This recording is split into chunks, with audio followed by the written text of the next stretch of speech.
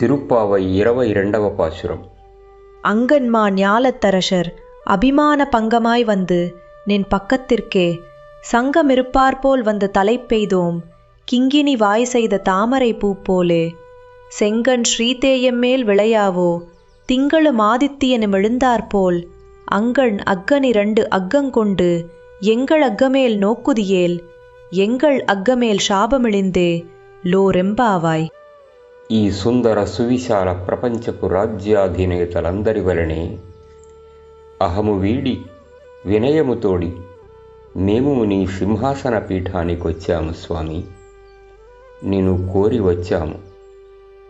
మేము సైతం అవనత శిరస్కులమై అరవిరిసిన పద్మాల వలెనున్న నీ సౌభాగ్య చక్షువులు మాకేసి నిమీలితాలై అలనల్లన తెరుచుకోవాయేమి స్వామి.